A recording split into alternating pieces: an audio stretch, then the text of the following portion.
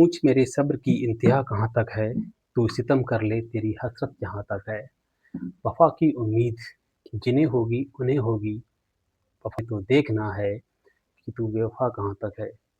हमारे देश के प्रधानमंत्री माननीय नरेंद्र मोदी जी, जिनका याराना अमेरिका के राष्ट्रपति डोनाल्ड ट्रंप से कितना घनिष्ठ है, ये सब आप लोग जानते ही होंगे, जिसका खामियाजा आज हम और हमारे देश के नागरिकों को भुगतना पड़ रहा है।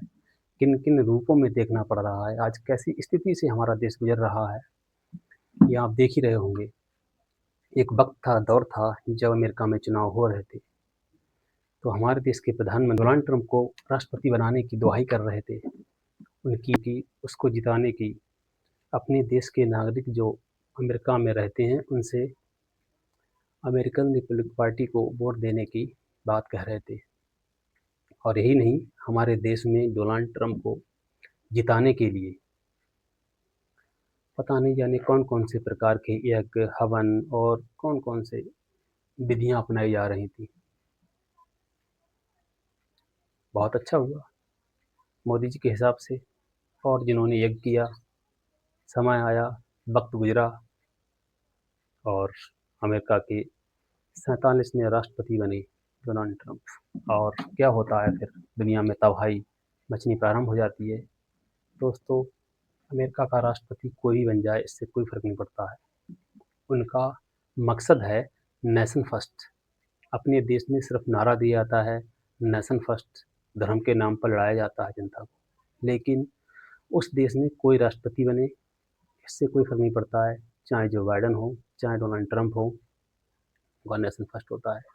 और उनका मकसद ही रहता है कि दुनिया में अपनी बादशाहत कायम रखना। वो चाहते हैं कि अमेरिका की बादशाहत पूरी दुनिया में हमेशा बनी रहे, कायम रहे।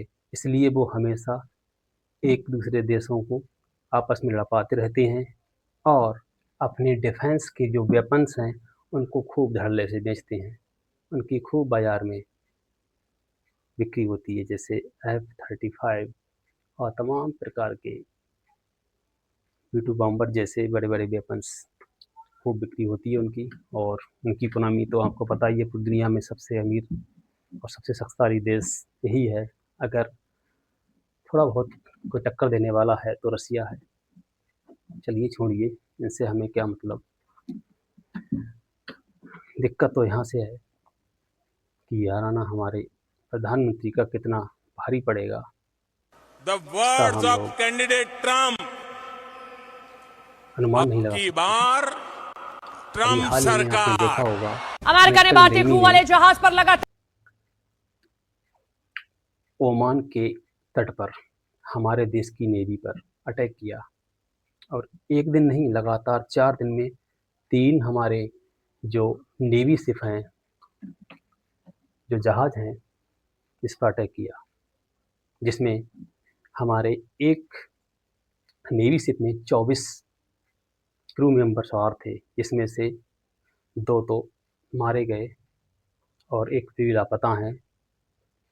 वो शुक्र मनाइए कि ओमान देश जो एक मुस्लिम कंट्री है, हम हमेशा बात करते हैं हिंदू मुस्लिम करते रहते हैं। ओमान देश मुस्लिम कंट्री होते हुए भी उसने रेस्क्यू में हमारे 20-21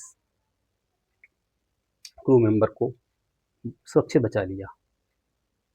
मगर हमारे शहीद हुए वो नेवी के जवान, उनके खिलाफ मजाल तो है हमारे मोदी जी अगर एक शब्द भी बोल लें, पता नहीं कौन सी